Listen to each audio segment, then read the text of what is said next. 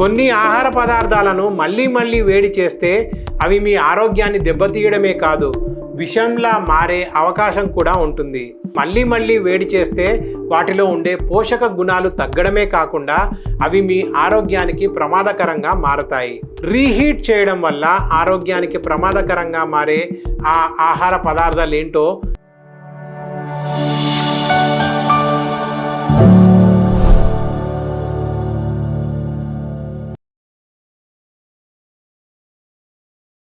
వీటిని రీహీట్ చేస్తే విషంతో సమానమే.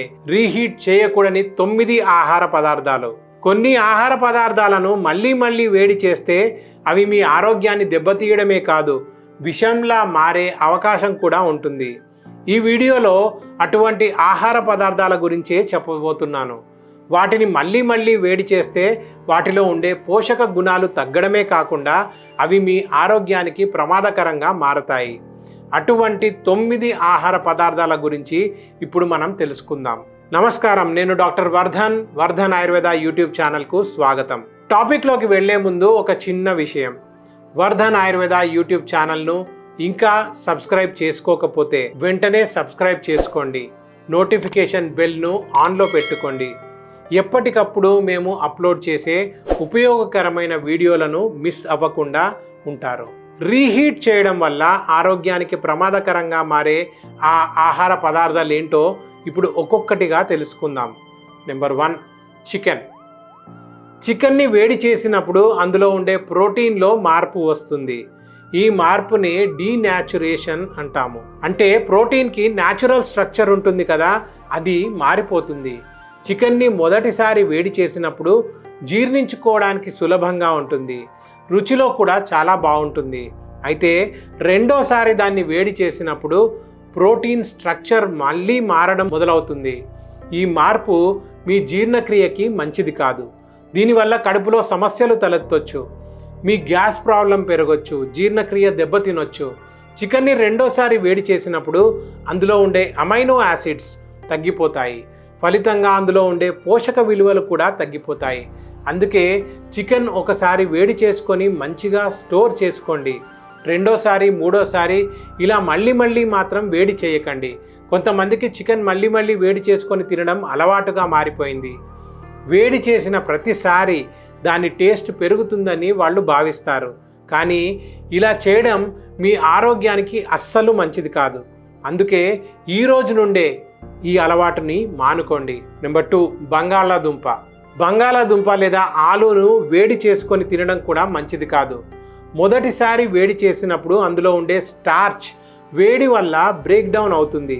దీనివల్ల సులభంగా జీర్ణం అయ్యేలా ఇది తయారవుతుంది.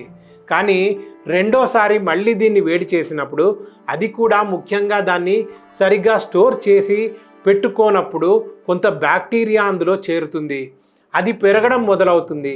క్లాస్ట్రీడియం బొటూలినియం అనే బ్యాక్టీరియా అందులో చేరుతుంది. ఈ బ్యాక్టీరియా పెరిగిపోతే బొట్యులిజం అనే వ్యాధి కూడా వచ్చే అవకాశం ఉంది. ఈ ఆలుని మళ్ళీ వేడి చేస్తే అందులో ఉండే వైటమిన్స్, మినరల్స్ కూడా దెబ్బతింటాయి. ఫలితంగా అందులోని పోషక గుణాలు తగ్గిపోతాయి. దీంతో బెనిఫిట్స్కి బదులు మీ ఆరోగ్యానికి హాని కలుగుతుంది. అందుకే ఈ బంగాళాదుంపని కూడా మళ్ళీ వేడి చేయడం మానుకోండి. నెంబర్ 3, పాలకూర. అవును, పాలకూరను కూడా రీహీట్ చేయకూడదు. పాలకూరలో నైట్రేట్స్ ఉంటాయి. పాలకూరను రీహీట్ చేసినప్పుడు ఆ నైట్రైట్స్కి కింద మారిపోతాయి. ఇది మీ ఆరోగ్యానికి ప్రమాదకరం. ఇతర కూరగాయలను వేడి చేసినప్పుడు కూడా ఇదే జరుగుతుంది, గుర్తుపెట్టుకోండి. Number 4, oil. బయటకు వెళ్ళినప్పుడు స్ట్రీట్ ఫుడ్స్ తయారీలో ఒకే ఆయిల్ని మళ్ళీ వేడి చేయడం చూస్తూ ఉంటాం. ఇలా ఒకే ఆయిల్ని మళ్ళీ వేడి చేసినప్పుడు ఆ ఆయిల్లో ఉండే ఫ్యాట్ స్ట్రక్చర్ మారడం మొదలవుతుంది. ఈ ప్రాసెస్లో ట్రాన్స్ ఫ్యాట్ ఉత్పత్తి అవడం మొదలవుతుంది. ట్రాన్స్ ఫ్యాట్ అంటే ఏంటి అంటే, ట్రాన్స్ ఫ్యాట్స్ అనేది అన్సాచురేటెడ్ ఫ్యాట్. ఇది మన ఆరోగ్యానికి అస్సలు మంచిది కాదు. ఇది మన శరీరంలోని బ్యాడ్ కొలెస్ట్రాల్ అయిన LDL స్థాయిలను పెంచుతుంది. గుడ్ కొలెస్ట్రాల్ అయిన HDL స్థాయిని తగ్గిస్తుంది. దీనివల్ల మీ ఆర్టరీస్లో కొలెస్ట్రాల్ పేరుకుపోతుంది. ఇది మీ ఆరోగ్యానికి ప్రమాదకరం. గుండె సంబంధిత వ్యాధులు వచ్చే ప్రమాదం పెరుగుతుంది. స్ట్రోక్ వచ్చే ప్రమాదం కూడా ఉంటుంది. అందుకే మళ్ళీ మళ్ళీ వేడి చేసిన ఆయిల్స్ని వాడకూడదు. నెంబర్ 5, గుడ్లు. గుడ్లను మళ్ళీ వేడి చేయడం వల్ల అందులోని ప్రోటీన్ తగ్గడం మొదలవుతుంది. ఈ మార్పు వల్ల గుడ్డు టెక్స్చర్ రబ్బర్లా తయారవుతుంది. దీనివల్ల దాన్ని డైజెస్ట్ చేసుకోవడంలో ఇబ్బందులు ఎదురవుతాయి. డైజెషన్ మీద ప్రభావం పడుతుంది. అనేక రకాల జీర్ణ సంబంధిత సమస్యలు తలెత్తే అవకాశం ఉంటుంది. అందువల్లే గుడ్డును రీహీట్ చేయకూడదు. Number 6, mushrooms. ఈ మష్రూమ్స్కి కూడా ప్రోటీన్ స్ట్రక్చర్ ఉంటుంది. రీహీట్ చేయడం వల్ల అది మారిపోతుంది. ఇది డైజెషన్కి ప్రమాదం. నెంబర్ 7, అన్నాన్ని అంటే రైస్ని రీహీట్ చేయడం వల్ల అందులో ఉండే బ్యాక్టీరియా పెరుగుతుంది. ఇది మీ ఆహారాన్ని విష పదార్థాలతో నింపేస్తుంది. అనేక సమస్యలకు కారణమవుతుంది. కాబట్టి అన్నాన్ని కూడా మళ్ళీ మళ్ళీ వేడి చేయకూడదు. Number 8, beetroot.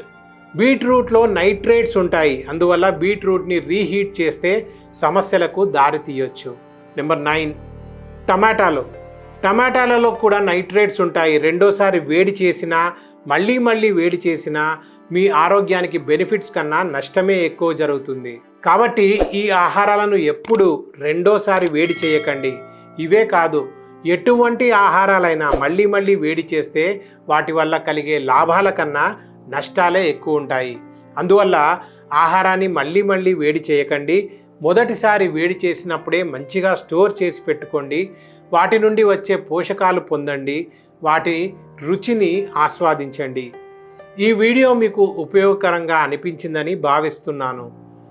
వీడియోను లైక్ చేయండి. మీ ఫ్రెండ్స్ అండ్ ఫ్యామిలీకి షేర్ చేయండి. వాళ్ళకి కూడా ఈ విషయం తెలుస్తుంది. అలాగే వర్ధన్ ఆయుర్వేద యూట్యూబ్ ఛానల్ని సబ్స్క్రైబ్ చేయడం మర్చిపోకండి. చివరగా ఒక మాట, మీకు ఎటువంటి ఆరోగ్య సమస్య అయినా ఉంటే, అది ఎంత పెద్ద సమస్య అయినా, ఎలాంటి సమస్య అయినా ఆయుర్వేద వైద్యం ఎంచుకోమని నేను సూచిస్తాను. ఎందుకంటే ఆయుర్వేదంలో ఎటువంటి సైడ్ ఎఫెక్ట్స్ లేని ప్రకృతి సిద్ధమైన ఔషధాలు, చికిత్సలు ఉంటాయి. అలాగే ఆయుర్వేదం వ్యాధి లక్షణాలను నియంత్రించడంతో పాటు ఆ వ్యాధి మూలాన్ని కూడా తెలుసుకొని శాశ్వత పరిష్కారం అందిస్తుంది. కాబట్టి మీకు అందుబాటులో ఉన్న ఆయుర్వేద వైద్యులను కలవండి. వీలైతే మీరు నన్ను కూడా కన్సల్ట్ అవ్వచ్చు.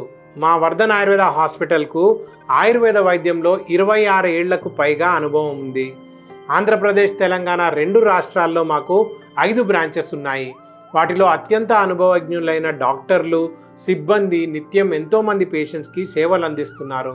ఇక్కడ మేము అందించే వైద్యంలో ఎటువంటి సైడ్ ఎఫెక్ట్స్ ఉండవని దృఢంగా చెప్పగలము. మా వైద్యం 100% ప్రకృతి సిద్ధమైనది. ముందు చెప్పినట్లు వాట్సాప్ నెంబర్ డిస్క్రిప్షన్లో ఉంటుంది. కాంటాక్ట్ అవ్వండి. లేదంటే స్క్రీన్ మీద కనిపిస్తున్న నెంబర్కు కాల్ చేయండి. మీ సమస్యకు తప్పకుండా పరిష్కారం దొరుకుతుంది. మీ అందరికీ ఆరోగ్యం, ఆనందం కలగాలని మనస్ఫూర్తిగా కోరుకుంటూ నేను మీ డాక్టర్ వర్ధన్. నమస్కారం.